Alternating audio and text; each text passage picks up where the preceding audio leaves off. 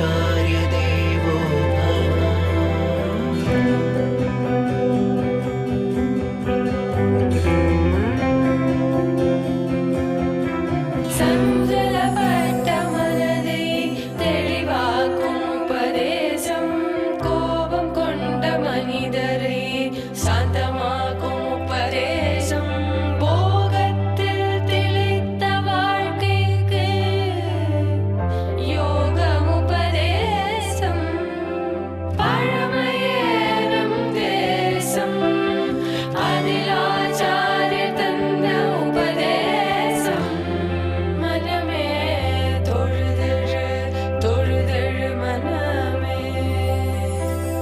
मातृदेवो भव, पितृदेवो भव, आचार्य देवो भव।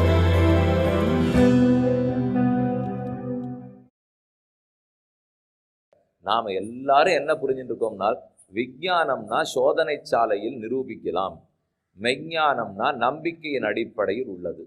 இதுதான் முக்கியமா நம்ம வித்தியாசம் வச்சுட்டு இருக்கோம். ஒரு சோதனை சாலையில வரும், கண்ணாடி குடுவை பெருசா இருக்கும், அதில் அப்படியே அமிலங்கள்லாம் போடலாம், புகையா வரும், அதை வச்சுன்னு எல்லாத்தையும் கண்டுபிடிச்சிடலாம்.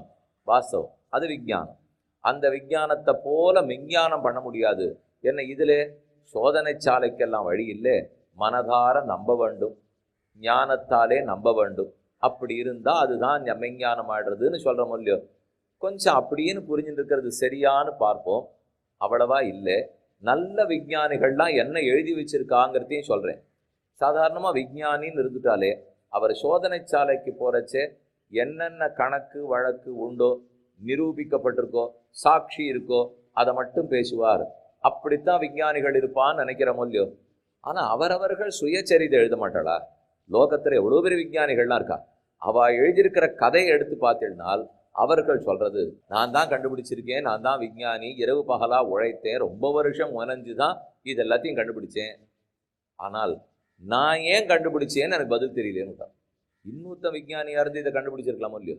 நான் எதற்காக கண்டுபிடித்தேன், நான் ஏன் வக்கீலாக போகாமல் விஞ்ஞானியானே தெரியலேன்னு எழுதிட்டா. என் நாட்டை எத்தையோ விஞ்ஞானிகள் இருக்கிறச்சு, அவர்கள் கண்டுபிடிக்காத நான் ஏன் கண்டுபிடிச்சேன் தெரியல.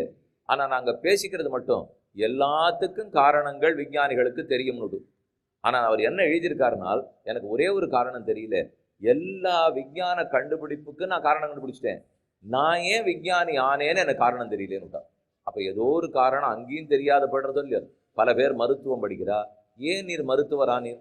அவள்லாம் பெரிய மருத்துவரான அப்புறம் பேட்டி கொடுப்பா, நல்ல பாடகரான அப்புறம் பேட்டி கொடுப்பா.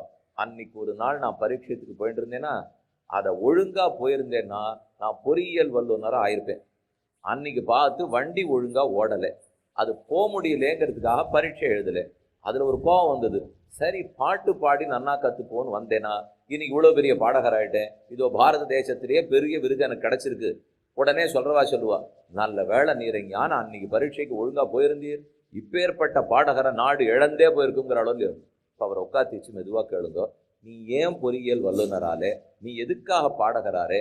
அவளே சொல்லுவாள், நான் பாடகனானம்னு கனவுல கூட கண்டதே இல்லை. அப்போ கனவுலையே காணாத ஒருத்தர் அவர் எப்படி ஆனார்? திடீர்னு ஏதோ ஒன்று ஆயிருக்காரோ இல்லையோ. ஆனால் ஆகணும்னு சொன்னால் ஒரு காரணம் இல்லாத இருக்க முடியாது இல்லையோ. காரணமே இல்லாத காரியம் இருக்கும்னு சொல்லிட்டால் அறிவியல் பொய்த்துப்போம். அறிவியலினுடைய அடிப்படையே எல்லா காரியத்துக்கும் காரணம் இருக்கணும்னு. ஆனால் இப்போ பார்த்தால் எதனால முதல் நாள் அந்த விஞ்ஞானி அதுவா பிறந்தார், அவர் ஏன் பாடகராயிட்டார், அவர் ஏன் குத்துச்சண்டை பயில்வானானார், எதுனாலேங்கிறது யாருக்கும் தெரியல. இன்னைக்கு நான் எப்படி இருக்கேங்கிறதுக்கும் வழி தெரியல. முதல் நாள் இந்த அப்பா அம்மாவுக்கு ஏன் பிறந்தேன்னு எனக்கு தெரியலையே. நான் வேற யாராவது ஒரு அப்பா அம்மாவுக்கு பிறந்திருக்கலாமோ இல்லையோ. இப்போ அப்போ விஞ்ஞான ரீதியாக இருக்கணும்னா எனக்கு ஒரு வாய்ப்பு கிடைக்கணும். நீங்கள் மெதுவாக கேளுங்க, உங்கள் பெற்றோர் இடத்துல போய், அடுத்த பிறவி என்னையே பொண்ணா பெறுறதுக்கு தயாரா, அடுத்த பிறவி என்னையே மகனா பெறுவதற்கு தயாரா? அவ்வளவு ஏன், கணவன் மனைவிட்ட போய் கேளுங்க. நான் சண்டை மூட்டி விடுறேன்னு நினச்சிக்க வேண்டாம். இதே போல இருக்கிறவரை அடுத்த பிறவியிலும் இவரையே கணவனை அடைய தயாரா, இவளையே மனைவியா அடைய தயாரானட்டா எனக்கு தெரிஞ்ச அநேகமாக யாரும் பதில் சொல்ல மாட்டான். என்ன சொன்ன ஆபத்துக்கோ. அதனால் யாரும் பதிலே சொல்லாம வேணா இருந்துள்ளாமே தவிர, ஆனால் பேர் வாங்கணும் இல்லையோ. நின்னையே மகனாக பெறப்பெறுவேன் ஏழு பிறப்பும் நெடுந்தோள் வேந்தே, முன்னொரு நாள் மழுவாளி செலவாங்கி அவன் தவத்த முத்தும் செத்தாய், தசரதன் கூறுகிறான், புலம்பிய புலம்பலாக குலசேகராழ்வார் புலம்புகிறார். என்னன்னா காட்டுக்கு போற வயசு எனக்கு, ஆனா ராமன் போறான். நாட்டில் இருக்க வேண்டிய வயசு அவனுக்கு, ஆனா அவன் காட்டுக்கு செல்லுகிறான், நான் நாட்டில் இருக்கேன். மழுவாளி செலவாங்கி அவன் தவத்த முத்தும் செத்தாய். நீ என்ன பார்த்துருக்கணும்? உனக்கு இருக்கிற கஷ்டம், உங்க அம்மாவுக்கு பரப்போற வருத்தம், உன் திருமேனி காட்டுக்கு போனா வாடி போயிடும், இதெல்லாம் தான் நீ பார்த்துருக்கணும். அதை ஒன்னையுமே பார்க்காமல் என்னையும் என் மெய்யுரையும் ஒன்னாக கொண்டு வனம் புக்க எந்தாய். தசரதன் சொன்ன வார்த்தை பொய்த்து போயிடக்கூடாது. அவர் எப்பவும் நரக்கத்துக்கு போயிடக்கூடாது. தந்தை சொல்மிக்க மந்திரம் இல்லை. அதைத்தான் ராமா நீ பார்த்தியே தவிர. அதனால இனிமேல் 7 பிறவிகள் எடுத்தாலும் நீ தான் எனக்கு பிள்ளையா பிறக்கணும், நான் தான் உனக்கு தந்தையா இருக்கணும்னு ஒரு தசரதன் சொல்லியிருக்கார், ஒரு ராமனுக்கு சொல்லியிருக்கார். மற்ற யாரான்னு நம்மளை சொல்லுவாளானால் அப்போ மட்டும் எல்லாருக்கும் தோணும், இந்த பிறவி கடைசி பிறவியா இருந்து வைகுந்தம் போயிட்டா தேவையில்லைன்னுடுவா. இந்த வார்த்தையை வாங்கினோம்னா என்ன தெரியுமா பண்ணணும்? இந்த உறவுக்காராலே அடுத்த பிறவியும் கொடுத்தா பரவாயில்லையான்னு கேளுங்க, அவசரமா வைகுந்தத்துக்கே போறேன்னு ஒத்துணுடுவான். மற்றதெல்லாம் சொன்னா அதை ஒத்துக்க மாட்டான். இதை கேட்டா மட்டும் போரும் சாமி, இவாளோட தான் கொடுத்துடமானோம்னு சொன்னா இதை விட அங்கே பெருமாள் நன்னா இருப்பார்னு நினைக்கிறேன், அதனால நான் அங்கேயே போய்க்கிறேங்கிறாளேனால் இவ்வளவுதான் நமது. இப்போ அப்போ யார் எதுவா பிறந்திருக்கோம் நமக்கு தெரியாது. விஞ்ஞானி ஏன் விஞ்ஞானி ஆனார்? காரணம் இருக்கணுமா இல்லையா? தெரியலையோ இல்லையோ? அப்போ எப்போ காரணம் இல்லையோ, காரணம் எதுன்னு தெரியவில்லைன்னு அர்த்தம். ஒரு நல்ல குணம் விஞ்ஞானிகள்கிட்ட என்னன்னால், கொடுக்கப்பட்டிருக்கிற தகவல்களின்படி நாங்கள் செய்த சோதனைகளின்படி இதுதான் எங்களுக்கு தெரிந்த முடிவு, மேற்கொண்டு மாறுதல் வருமானால் வரலாம். எப்பவும் அப்படிதான் கழித்து போடுவாள். கணக்காளர்கள்லாம் இருக்கா பாருங்க, நம்ம கணக்கெல்லாம் கொண்டு போய் அவள்கிட்ட கொடுப்போம், எல்லாத்தையும் தணிக்கை ஆய்வெல்லாம் பண்ணி பார்த்துட்டு கடைசியில் கழித்து போடுவாள். எல்லாம் சரியா இருக்குன்னு போடணுமோ இல்லையோ? கொடுக்கப்பட்ட தகவல்களின்படி எல்லாம் சரியா இருக்குன்னுவா. அது என்ன சுவாமி பார்த்துட்டீரோ இல்லையோ? அப்போ சரியா இருக்குன்னா எனக்கு என்ன தெரியும்? கொடுத்தவரே தப்பா கொடுத்துருந்தா எனக்கு தான் பண்ண முடியுமா? இதை போல எங்கேயாவது இதிகாசத்திலோ புராணத்திலோ வேதாந்தத்திலோ எனக்கு கொடுக்கப்பட்ட தகவலின்படி கடவுள் இருக்கிறார் அப்படின்னு எங்கேயானு சொல்லியிருக்கட பத்தில ஒரு வார்த்தை இருக்கவே இருக்காது. ஏன்னா அந்த கொடுக்கப்பட்ட தகவலே கடவுள் தான் கொடுத்துருக்கார். இது வேற யாரோ கொடுக்கவே தான் இது கொடுக்கப்பட்ட தகவலின்படி ஏமாத்திருவாளா என்னன்னு யோசிக்கணும். எப்போதுமே மெய்ஞானத்தில் ஆத்ம ஞானத்தை கொடுக்கிற வேதத்தில் பகவானே வேதத்துக்கு பிரதிபாதகனும் கூட பிரதிபாத்தியனும் கூட. அந்த வேதமே அவர்தான். அதனால வேதத்தை மூலமாக கொண்டது மெய்ஞானம். சோதனை சாலையில் நிரூபிப்பதை மூலமாக கொண்டிருக்கிறது விஞ்ஞானம். அப்படின்னா மக்கள் என்ன நினைப்பா? விஞ்ஞான ரீதியா மெய்ஞானத்தை நிரூபிக்க முடியுமா? இதுதான் கேள்வி வரும். விஞ்ஞான ரீதியா ஆத்மா பரமாத்மா உண்டுன்னு நிரூபிக்க முடியுமான்னு சொல்லுகிறோமோ இல்லையோ?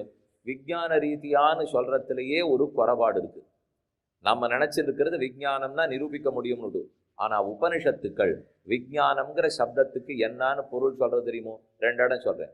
விஞ்ஞானம் யஜ்யம் தனுதே கர்மாணி தனுதே பிச்ச. விஞ்ஞானம் யஜ்யம் தனுதே. விஞ்ஞானம் யஜ்யம் பண்றதுங்கிறது. அது கூட பண்ணுமான்னா விஞ்ஞானமே வந்தா யஜ்யம் பண்ணும். இப்ப இங்க கிருஷ்ண பக்தி இருக்கிறவா ஆறாரு நீங்க அடையாளம் காட்டுவீர்கள்.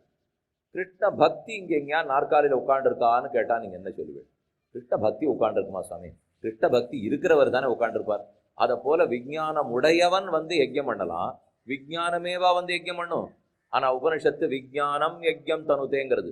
அப்ப விஞ்ஞானம்னா என்ன பொருள்னால் அதிகமான அறிவு படைத்திருக்கிற ஜீவாத்மானே அர்த்தம் பண்றது. விஞ்ஞானம் யஜ்யம் பண்ணாது, விஞ்ஞானத்தை உடையவன் யஜ்யம் பண்ணுகிறான். விஞ்ஞானம் யஜ்யம் தனுதே. இன்னொன்னு சொல்றது, விஞ்ஞானம் பிரம்மத்தை பத்தி தெரிஞ்சுக்கிறதுக்கு வரும்போது மனோ பிரம்மே திவ்யஜானாது, ஆனந்தோ பிரம்மே திவ்யஜானாது, பிராணோ பிரம்மே திவ்யஜானாது, அன்னம் பிரம்மே திவ்யஜானாது, விஞ்ஞானம் பிரம்மே திவ்யஜானாது. பிரம்மத்துக்கு அடையாளம் சொல்லச்சே வேதாந்தம் ஒவ்வொன்றா சொல்லிட்டு போகிறது. இப்படி நினச்சிக்கோ, அன்னம் பிரம்மே திவ்யஜானாத், உண்ணுகிற உணவே பிரம்மம்னு புரிஞ்சுக்கோ. ஏன்னா அது இல்லாட்டா நீ வாழ முடியாது. அடுத்தது பிராணோ பிரம்மே திவ்யஜானாது, உணவு கூட சாப்பிடலாம். நிறைய 2 படி பண்ணி வச்சிருக்கா. உயிர் இல்லைன்னா, பிராணவாயு மூச்சே இழுக்கலைன்னா சாப்பாட்டை வச்சு என்ன பிரயோஜனம்? இப்போ அப்போ அந்த பிராணனே பிரம்மம்னு புரிஞ்சுக்கோ. அது சரி, பிராணன் இருக்குன்னா வெறும் நடைப்பணமாக இருந்துட்டா, மனசார நினைச்சு ஆனந்தப்பட்டா தானே பிரம்மம். மனமே பிரம்மம்னு புரிஞ்சுக்கோ. மனம் இருக்கணும் நினைக்கணும்னா ஞானம் இல்லாட்டா பிரம்மம் ஏது? மனசுக்கு ஞானம் ஊட்டினா தானே பார்க்க முடியும். அப்ப விஞ்ஞானம் பிரம்மே திவ்யஜானாது, விஞ்ஞானத்தையே பிரம்மம்னு தெரிந்து கொள். விஞ்ஞானம் இருக்கு, மனசு இருக்கு, மெஞ்ஞானம் எல்லாமே இருக்குன்னால் ஆனந்தமே இல்லாட்டா என்ன பிரயோஜனம்? ஆனந்தோ பிரம்மே திவ்யஜானாது. ஆனந்தமே பிரம்மம்னு புரிஞ்சுக்கோ. அன்னமே பிரம்மம், பிராணனே பிரம்மம், மனமே பிரம்மம், விஞ்ஞானமே பிரம்மம், ஆனந்தமே பிரம்மம், ஆனந்தமே பிரம்மம் அப்படின்னு தான் சாஸ்திரம் முடிச்சிருக்கு. அப்ப வரிசையா பிரம்மம் பிரம்மம் பிரம்மம்னு சொல்லிட்டு வரைச்சே விஞ்ஞானத்தை பிரம்மம்னு சொல்றது. ஆனா நாம இப்ப பொதுவா புரிஞ்சுட்டு இருக்கிறது பிரம்மத்தை சொல்றது மெஞ்ஞானம், உலக இயலை சொல்றது விஞ்ஞானம் நினைச்சிட்டு இருக்கோம். ஆனா விஞ்ஞானம்ங்கிற சப்தமே பிரம்மத்தை தான் சொல்றதுங்கிறது உபனிஷத்து. சரி சுவாமி, அப்படின்னா அந்த சொல்லுக்கு என்னதான் அர்த்தம் இருக்கும்? முதல்ல ஞானம்னா என்ன அர்த்தம்னு பார்ப்போம், அப்புறம் விஞ்ஞானம்னா என்ன அர்த்தம்னு சொல்றேன், அப்புறம் மெஞ்ஞானம்னா என்ன அர்த்தம்னு பார்ப்போம். ஞ ஞ ஜானாதி இதி ஞ ஞ அறிந்தவன், ஞானம் அறிவு. ஞஹ ஞஹாங்கிறது புல்லிங்க சொல், ஆண்பால் சொல், அகாராந்த புல்லிங்கம். ஞஹ அப்படின்னா அறிவாளின்னு அர்த்தம். ஜானாதி இதி ஞஹ அறிகிறான், அதனால் அறிவாளி. அறிகிறான்னு சொல்லச்சேவே அவனுக்கு எது பண்பா இருக்கணும்? அறிவு பண்பா இருக்கணும். என்னுடைய பண்பு அறிவு, அந்த அறிவை உடையவன் நான். அந்த அறிவு எனக்கு என்னவா இருக்கு? கருவியாக இருக்கிறது. கரணே திருத்தியான்னு சம்ஸ்கிருதத்தில் சொல்லுவா. திருத்தியா விபக்திங்கிறது மூணாவது வேற்றும உருபு. ஆள், ராமனால்னு சொல்றோம். கண்ணனால், ராமனால், கையால், கத்தியால், காலால். இது எப்போ சொன்னாலும் இதெல்லாம் கருவிங்கிற அர்த்தத்தில் வருது இல்லையோ. ஏன்னா காலால் நடக்கிறேன், கண்ணால் பார்க்கிறேன், கையால் எடுக்கிறேன், மூக்கால் நுகர்கிறேன், எப்படியோ. அப்ப ஆள் ஆள் ஆள்னு எங்க வந்தாலும் கருவிங்கிற அர்த்தத்தில் வரும். அறிவினால் அறிகிறேன்னு சொன்னால் அறிவு நம்ம இடத்துல இருக்கிற கருவி ஆயிடுது. இது முதல்ல அர்த்தம் மனசுல வாங்கிக்கோங்க. அறிவு என்பது எது? நம்ம இடத்தில் இருக்கக்கூடிய ஒரு கருவி. அந்த கருவியை வச்சுட்டு என்ன பண்றோம்? இன்னென்னது பொருள் என்று உணர்கிறோம். இது கடிகாரம் என்று உணர்கிறோம், இது புத்தகம் என்று உணர்கிறோம். ஏன்? இது என் உடல் என்று உணர்கிறேன், இது என் கை என்று உணர்கிறேன். எதை வச்சுட்டு? கையை வச்சுட்டு கைன்னு தெரிஞ்சுக்க முடியாது, அறிவை வச்சுட்டு கைன்னு தெரிஞ்சுக்கலாம். காலால கால்னு தெரிஞ்சுக்க முடியாது, அறிவு கொண்டு தான் கால்னு தெரிஞ்சுக்க முடியும். அறிவை கொண்டே நான் அறிவுடையவன்னு தெரிஞ்சுக்கலாம்.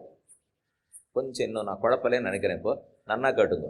காலை கொண்டு கால்னு தெரிஞ்சுக்க முடியாது, கையை கொண்டு கைன்னு தெரிஞ்சுக்க முடியாது, அறிவை கொண்டு கைன்னு தெரிஞ்சுக்கலாம், அறிவை கொண்டு கால்னு தெரிஞ்சுக்கலாம். அதே சமயம் அறிவை கொண்டு அறிவையே தெரிஞ்சுக்கலாமே. கண்ணை கொண்டு கண்ணை தெரிஞ்சு முடியாதுன்னு சொல்லிட்டேன், அறிவை கொண்டு அறிவை தெரிஞ்சுக்கலாமானால் நான் அறிவாளி, எனக்கு அறிவு இருக்குங்கிறதையும் அதே அறிவை வச்சுருந்தா நான் தெரிஞ்சுக்கிறேன். நீர் படித்தவரா இல்லையா, அறிவாளியா இல்லையான்னு ஆமான்னு சொல்கிறோம். நீர் எப்படி அதை தெரிஞ்சுட்டேன்னு கேட்டால் நீங்கள் என்ன சொல்லுவீடு? இப்போ இன்னொன்று ஏதானு சொல்ல முடியுமா? இது புத்தகம்னு சொன்னீர், ஆமாம் தெரியும். உமக்கு எப்படி சுவாமி தெரியும்னா, நான் அறிவு இருக்கிறவன் தெரியும். அடுத்தது கேளுங்க, அறிவு இருக்கிறவன் எப்படி தெரியும்? இது புத்தகம்னு எப்படி தெரியும்னு கேட்டால் அறிவு இருக்கிறதுனாலே பதில் வந்துடும். நீர் அறிவுடையவர்னு எப்படி தெரியும்னு கேட்டால் புத்தகத்தாலேன்னு சொல்லிவிடா, சொல்ல முடியாது இல்லையா? நான் அறிவிருக்கிறவன்கிறதுக்கு அறிவுடையபடியாலேன்னு தான் அர்த்தம் சொல்ல முடியும். அப்ப எதை எதை எதை இது எப்படி தெரிஞ்சுட்டீர்னு கேட்டால் அறிவாலே அறிவாலே அறிவாலேன்னு சொல்லலாம். நீர் அறிவுடையவர்னு எப்படி தெரிந்து கொண்டீர்னு கேட்டால் அதே அறிவாலேன்னு தான் பதில் சொல்லி ஆகணும். இப்ப எதற்காக இதை விளக்கமா சொல்லிட்டு தெரியுமா? ஏதோ ஒரு இடத்துல போய் அந்த அறிவுங்கிறதுல தட்டி நின்று இதுக்கு மேல அதை நிரூபிக்கிறதுக்கு இன்னொன்னு கிடையாதுன்னு எடுத்து பாருங்க. இப்போ மற்ற எல்லாத்தையும் நிரூபிக்கிறதுக்கு அறிவை கொண்டுன்னு சொல்லிட்டே வந்தேன். நீர் அறிவாளிங்கிறது எனக்கு நிரூபிக்குமேமானால் எதை வச்சு நிரூபிப்போம்? வேற எதுவுமே கருவி நம்மகிட்ட கிடையாது. அறிவை கொண்டே தான் அறிவாளின்னு நிரூபிச்சாகணும். அப்ப நமக்கு இருக்கிற முக்கியமான கருவி அறிவு. இதுங்கிட்டேந்து என்ன வேறுபடுத்துறது எது? அறிவு. அந்த அறிவைத்தான் ஞானம் ஞானம்னு சொல்றோம். அந்த ஞானத்தை உடையவனை ஞானி ஞஹ அப்படின்னு சொல்றோம். அதை கொண்டுதான் நான் தெரிந்து கொள்ளுகிறேன். அதனால ஜானாதி தெரிந்து கொள்ளுகிறேன் அர்த்தம். இதுல இப்போ ஞானம்ங்கிறதுக்கு பார்த்துட்டு இல்லையோ. இனிமே விஞ்ஞானம்னா என்ன, மெஞ்ஞானம்னா என்ன? ஞானம்னா அறிவு தெரிஞ்சது, அதை உடையவன் அறிவாளின்னு ஆயிடுத்து.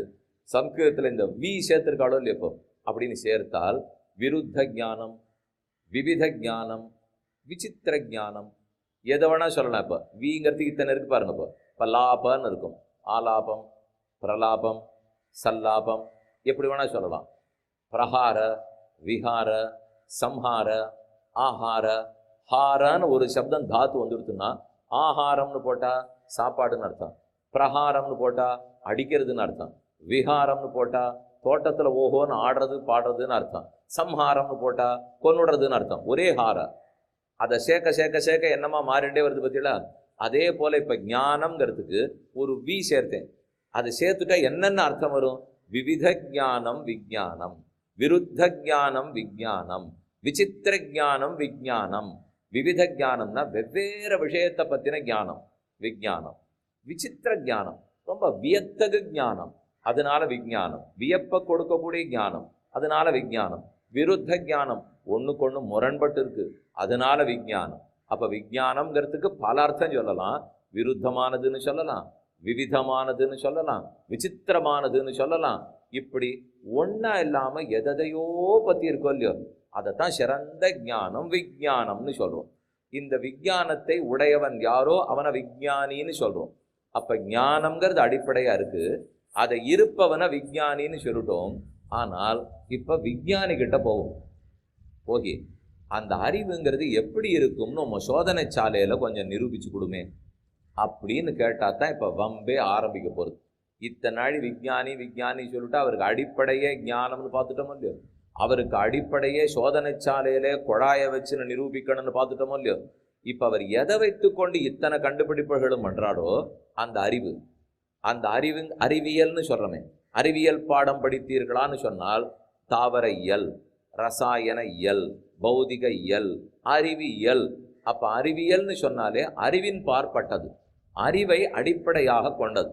அறிவை அடிப்படையாக கொண்டு இதுதான் காற்று, அது என்னென்ன கலந்திருக்கும், இதுதான் தண்ணீர், அதுல என்னென்ன கலந்திருக்கும், இதுதான் நாற்காலி, அது எப்படி பண்ணப்பட்டிருக்கு, ஏன் ஆகாயம் நீளமா இருக்கு, ஏன் தண்ணீர் நீளமா இருக்கு, நான் பேசும்போது ஏதோ தொண்டை கட்டினாப்புல இருக்கே, உள்ள என்ன கிருமிகள்லாம் பிடிச்சிருக்கு என்று இது இத்தனை விஞ்ஞானி கண்டுபிடிக்கிறாரோ இல்லையோ. எதை வைத்துக்கொண்டு கண்டுபிடிப்பார்? அறிவை வைத்துக்கொண்டுன்னு சொன்னார். மற்ற எல்லாத்தையும் சோதனை சாலையில நிரூபிச்சுட்டாரு. அறிவை வைத்துக்கொண்டுன்னு சொல்லும் போது அந்த அறிவையும் சோதனை சாலையில நிரூபிக்க வேண்டாமா? பண்ணிட முடியுமானா அது பண்ண முடியாது. ஏன்? அது என்ன தொட்டு பார்த்து பண்ணுவாரா, அமிலத்தோட சேர்த்து பண்ணுவாரா, புகையா தான் வருமா, பண்ண முடியுமா? அதிகமா படிச்சவனா தலையிலேருந்து புகையா வருமானமோ அப்படி வேணா வச்சுக்கலாமே தவிர மற்றபடிக்கு எதை நிரூபிக்க முடியாது இல்லையோ. அப்ப அறிவியல்னு எதை அடிப்படையா கொண்டது? அறிவை. ஆனா அறிவியல் விஞ்ஞானிகள் முக்கியமா சொல்றது ஏத்த சோதனை சாலையில நிரூபிப்போம். அப்ப எந்த அடிப்படையோ அதை சோதனை சாலையில நிரூபிக்க முடியறதா? முடிய மாட்டேங்கிறது. அப்படி இருக்கிறச்சே விஞ்ஞானம்னு சொல்றதும் முதல்ல அனைத்தும் சோதனை சாலை நிரூபணம்ங்கிறது இல்லை. அதை நன்னா புரிஞ்சுக்கணும். ஏன்னா விஞ்ஞானத்துக்கு ஞானம் தான் அடிப்படை. நமக்கு எப்ப ஞானம் வந்தது? பிறக்கறச்சேவா? இப்படி தெரியலையே, புஸ்தகமே படிக்க தெரியாது. இப்போ இதெல்லாம் படிக்க தெரியும். அப்பெல்லாம் இந்த மாதிரி வந்து உட்காந்து இதெல்லாம் கேட்டுக்கிட்டு என்னெல்லாம் புரிஞ்சுக்க தெரியாது, இப்போ தெரியும். அப்போ பிறந்த போது மனிதனாகத்தான் இருந்தேன், குழந்தையா இருந்தேன், சாப்பிட்டேன், தூங்கினேன், அழுதேன், எல்லாம் பண்ணேன். ஆனால் அறிவே இல்லை போட்டிருக்கேன். குழந்தை அதுக்கு தானே தெரியுமா? நீ தான் வயசானவன், அறிவில்லை, அது குழந்தை தானேன்னுவா. அப்போ என்ன சொல்ல வர்றாரு? இப்போ குழந்தைக்கு அறிவில்லைன்னு விட்டார், எனக்கு அறிவில்லைன்னு விட்டார், யாருக்கு இருக்குன்னு தெரியல. அப்போ அந்த குழந்தையா இருக்கிறச்சே அறிவில்லைன்னு தோன்றது. ஆனால் அறிவு இருக்கே. சாப்பிடணும்னா அறிவு இருந்திருக்கணும், பசிச்சதுன்னு அழணும்னா அறிவு இருந்திருக்கணும், இதெல்லாம் இருந்திருக்கே தவிர ஏதோ தெரிஞ்சுட்டா அறிவில்லைன்னு தெரியுது. அதனால தானே குழந்தைக்கு அறிவில்லைன்னு சொல்லிட்டு இருக்கோம். அப்போ நாம் பிறக்கும் போது அந்த அறிவு இருக்கிறதா தெரியல, அப்புறம் வருதா, எப்போ வருது போகிறது? எனக்கு ஒருத்தர்கிட்ட கேட்கச்சே, அதுதான் சுவாமி எனக்கும் பெரிய கேள்விக்குறியா இருக்கு. எப்போ இந்த அறிவு வருது போகிறதுன்னு தெரியவே மாட்டேங்கிறது. அது நாள் முழுக்க இருந்தால் நன்னா தான் இருக்கும், ஆனால் அது இருக்க மாட்டேங்குது. சில நாள் காலங்காலத்தால் 4 மணிக்கு புஸ்தகம் படிக்க ஆரம்பிக்கச்சே பளிச்சுன்னு புரியுது. அப்போ ஏதோ இன்னைக்கு அறிவு இருக்காப்புல இருக்குது. அப்படியே ராத்திரி தூக்கம் வர ஆரம்பிக்கச்சே என்ன புஸ்தகத்தை எடுத்துட்டாலும் ஒன்றுமே புரிய மாட்டேங்கிறது. புஸ்தகத்தை எடுத்தாலே அது தாலாட்டு பாடுறாப்புல தூக்கம் வருது. ஒரு சுவாமி என்கிட்ட சொன்னார், சுவாமி அடிக்கடி உங்கள் உபன்யாசம் போட்டு கேட்டுட்டே இருப்பேன், ராத்திரி தூக்கம் வரலன்னா அதை கேட்டுட்டு தூங்கப்படுவேன்னா. இப்படி ஒரு உபயோகம் அதுக்கு இருக்கும் நான் எதிரே பார்த்தது கிடையாது சுவாமி. இப்போ நீர் மற்றதெல்லாம் சொல்கிறீரே, அப்போ அப்படியே கேட்டுன்னு இருப்பேன். அது ராத்திரி 2 மணி வரைக்கும் கூட நிறுத்தவே மாட்டேன். அப்புறம் எழுந்து தட்டுட்டு அப்படியே தூங்கிப்படுவேன்னால் சரி, ஏதோ அரங்கத்தம்மா பள்ளி எழுந்துருளாயே அப்படின்னு திருப்பள்ளி எழுச்சி பாடுறதுக்கு ஒருத்தர் பாடினா தூங்க வைக்கிறதுக்கு ஒருத்தர் பாட வேண்டாமா? அதனால பாடுறோம் போகிறதுன்னு நினச்சிக்க வேண்டியதான். எதுக்கு சொல்ல வந்தேன்? நாம் ஏதோ அறிவு இருக்குங்கிறமே, அது எப்போ வருது போகிறது தெரியல. ஒருத்தருக்கு அதிகமான அறிவு இருக்குது, ஒருத்தருக்கு குறைச்சலான அறிவு இருக்குது, ஏன்னு தெரியல. இவர் விஞ்ஞானி ஆயிட்டாரே, அப்போ மற்ற பேருக்கு ஏன்னு தெரியல. இது இத்தனையும் தெரியாத விஷயம், இன்னும் கேள்விக்கு பதிலே கிடைக்கலையே. அப்படி இருக்கிறச்சே எல்லாம் சோதனை சாலையில நிரூபிச்சதுன்னு சொல்ல முடியுமா? இயலாது. அப்ப அறிவியலுக்கும் அடிப்படை நம்பிக்கை தான், அவ்வளவுதானே தவிர நாம் என்னமோ அறிவியலுக்கு அடிப்படை நிரூபணம், மெஞ்ஞானத்துக்கு அடிப்படை தான் நம்பிக்கையை நினைச்சுட்டு இருக்கோம். எதற்குமே லோகத்தில் அடிப்படை நம்பிக்கை தான். ரொம்ப நன்னா கண்டுபிடிச்சு வச்சாச்சு. நாற்காலியில உட்கார்ந்துருக்கீள். இப்ப திடீர்னு ஆரோ ஒருத்தர் உட்கார்ந்துருக்கிறச்சே 4வது கால் ஒன்று உடஞ்சா என்ன பண்ணுவீள்? எல்லாம் பயப்படாதீங்க, யாரும் உடைக்க போறது இல்லை. இப்போ அது இருக்கத்தான் போறது. அது உடஞ்சதுன்னா தட்டுன்னு உடனே விழ மாட்டோமா? அப்போ கேட்கணும், எந்த நம்பிக்கையில உட்காந்துருக்கேள்? எத்தனையோ இடத்துல நாற்காலி உடஞ்சி கீழே விழுந்து பார்த்துருக்கணுமோ இல்லையோ? எத்தனை இடத்துல ஆகாய விமானம் விழுந்து நுக்கு நூறா போய் எங்க இருக்குன்னே தெரியல தேடிட்டு இருக்காளோ இல்லையோ? அடுத்த ஆகாய விமானம் பறக்க போறதா இல்லையா? ஏற போறோமா இல்லையா? விஞ்ஞான கண்டுபிடிப்பு தான். ஆனா அந்த கண்டுபிடிப்பை நான் பயன்படுத்துவதில் நம்பிக்கை இருந்தா தான் பயனேப்படுத்த முடியும். அதனால வாழ்க்கையில எதுவாக இருந்தாலும் அது ஞானத்தின் அடிப்படை, நம்பிக்கையின் அடிப்படை, உறுதியின் அடிப்படை. அதை ஓரளவுக்கு சிலதை சோதனை சாலைன்னு நிரூபணம் பண்ணியிருக்கா, வேற சிலதை உணர்ந்து நிரூபணம் பண்றோம், ஒரு சிலதை கண்ணால பார்த்து நிரூபணம் பண்றோம், ஒரு சிலதை காதால கேட்டு நிரூபணம் பண்றோம். இப்போ ஒருத்தருக்கு கண் தெரியாது, காது கேளாததா இருக்கலாம். ஆனா சோதனை சாலையில நிரூபணம் பண்ணித்தான் நீர் ஒன்றை உபயோகப்படுத்தணும்னு சொல்ல முடியுமா? அவசியம் இல்லையே. அவருக்கு காது கேட்கறதுக்காக ஒரு யந்திரம் பண்ணியிருக்கா. பண்ணினவருக்கு அறிவு இருந்தது, விஞ்ஞானி கண்டுபிடிச்சு கொடுத்துட்டார், இவர்கிட்ட கொடுக்குறாரு. இப்போ இவருக்கு அதை பத்தின அறிவே இல்லாத உபயோகப்படுத்தின்னு இருக்காரு. அப்ப அவருக்கு அது வேலை செய்யறதா இல்லையா? அந்த விஞ்ஞான கண்டுபிடிப்பை நான் உபயோகப்படுத்துறதுக்கு எங்கிட்ட தேவை அறிவில்லை, நம்பிக்கை. அப்ப அங்க கண்டுபிடிப்பை உபயோகப்படுத்துறதுக்கு நம்பிக்கை தேவை. அந்த கண்டுபிடிச்சதுக்கு தேவையான அறிவு அது உள்ளதுங்கிறத நிரூபிக்கிறதுக்கு நம்பிக்கை தான் தேவை. அப்ப விஞ்ஞானமோ மெய்ஞானமோ ஆதாரம், அறிவும் நம்பிக்கை. ஞானம் இருக்க வேண்டும், நம்பிக்கை இருக்க வேண்டும். வெறும் ஞானம் இருந்ததுக்காக கூட நடக்காது. இதை ரெண்டையுமே நிரூபிக்க முடியுமானால் சாஸ்திரஜன்ய ஞானம்னு சொல்றார்கள். அப்படின்னா புஸ்தகத்தை படிச்சு இன்னென்னத்தை சோதனை பண்ணி தெரிஞ்சுக்கிற அறிவு, பெற்ற அறிவு ஒரு மாதிரி. எத்தனையோ விஷயத்தை சோதனை பண்ணி தெரிஞ்சுக்க முடியாத அறிவு இருக்கும் இல்லையோ? அதத்தனை எதை கொண்டு கண்டுபிடிக்கலாம்? அதெல்லாம் சாஸ்திரத்தை கொண்டு கண்டுபிடிக்கலாம். அப்ப வேதம், வேதாந்தம்ங்கிறது நமக்கு ஒரு அறிவு கொடுக்கறது. அப்ப வேதத்துக்கு யார் அறிவு கொடுத்தாள்னால் இப்பதான் நம்ம பாகுபாடு பார்க்க போறோம். சர்வஜ்ஞ, ஞ, அக்ஞ, ஞானசூன்ய. அந்த ஒரு எழுத்தை வச்சுட்டே 4ஆ பிரிச்சு பார்ப்போம். இப்போ சர்வஜ்ஞன்னு சொன்னால் அனைத்து அறிவும் உடையவர், மொத்த அறிவும் இருக்கிற கடவுள், அவரை தான் சர்வஜ்ஞன்னு சொல்றோம். அடுத்தது ஞ, அறிவுள்ளவர், ஆத்மா. அதுக்கடுத்தது அக்ஞ, இந்த ஆத்மாவுக்குள்ளுக்குள்ளேயே அறிவில்லாத தவிக்கிறானோ இல்லையோ? பிரம்மம் எப்படிப்பட்டவர், ஆத்மா எப்படிப்பட்டதுன்னே தெரியாமல் கண்டதே காட்சி கொண்டதே கோலம்னு இருக்காளோ இல்லையோ? அவர்கள் அக்ஞர்கள்னு சொல்றோம். நீ என்ன அக்ஞனா அப்படின்னா நீ என்ன அறிவில்லாதவனான்னு அர்த்தம். அறிவு இருக்கு, ஆனா இருக்க வேண்டியதை பத்தின அறிவில்லையே. ஏன்னா அறிவில்லேன்னு சொன்னா ஜடப்பொருள். இந்த ஜமக்காலத்துக்கு இப்ப அறிவு கிடையாது. நான் ஒருத்தனை பார்த்து உனக்கு அறிவில்லையான்னு கேட்டா ஜமக்காலமான்னு நான் கேட்கல அவனை. நான் அவனை கேட்டுட்டு இருக்கிறது, நல்ல ஞானம் இருக்க வேண்டிய ஆத்மாவா இருக்கியே, ஆனா அந்த அறிவில்லாம இருக்கியேங்கிற பொருள்ல தானே அவனை கேட்கிறேன். அப்ப ஞான்னு சொல்றது அறிவுடையவனே, அக்ஞான்னு சொல்றது அறிவு இருக்கிறதுக்கு தகுதி இருக்கு ஆனா அறிவில்லாத தவிக்கிறவனே. கடைசியா ஞான சூன்யம்னு சொல்றது அறிவிருப்பதற்கே தகுதி அற்ற ஜடப்பொருளை. இது இத்தனை ஜடம். இந்த மரத்துக்கு பார்த்து அறிவு இருக்காருன்னா இல்லை, ஒரு அறிவு இருக்குன்னு சொல்லுவாளே தவிர பொதுவாக அறிவில்லைன்னு சொல்லுவோம் ஜடப்பொருள். அப்ப ஜடப்பொருள்னா அறிவே இருக்காது. ஆத்மாக்களுக்குள்ள அறிவை வளர்த்துக்காதவன் பல பேர் இருக்கான், ஆத்மாக்களுக்குள்ள அறிவை வளர்த்துண்டவன் இருக்கான். சர்வஜனான பரமாத்மா அனைத்து அறிவும் படைத்தவராக இருக்கிறார். இப்படித்தான் இந்த ஞானம் வேறுபடுகிறது. சர்வஜனாய், ஞானாய், அக்ஞனாய், ஞான சூன்யமாய் தத்துவங்கள் உள்ளன. அப்ப அந்த சர்வஜனான பரமாத்மாவை பத்தி தெரிஞ்சுக்கிறதுக்கு அறிவு வேணுமே. அவர் அனைத்து அறிவும் படைத்தவர்ங்கிறதுக்கு எனக்கு ஒரு அறிவு வேணும். அந்த அறிவு எங்கிருந்து சொல்லலாம்னால் மறுபடியும் பரமாத்மாவை சோதனை சாலையில நிரூபிக்க முடியாது, சாஸ்திரத்தால தான் தெரிந்து கொள்ள வேண்டும்.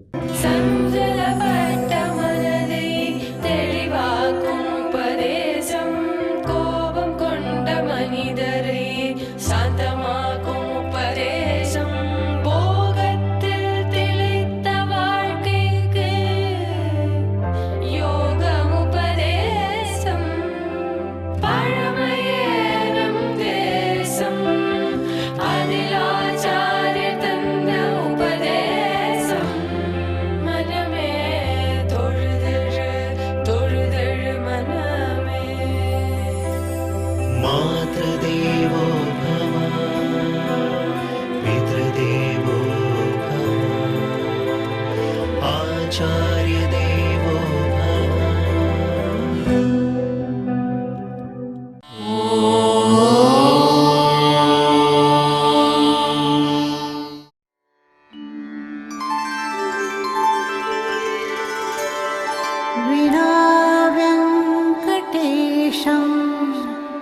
ननाथो ननाथः सदा वेङ्कटेशं स्मरामि स्मरामि।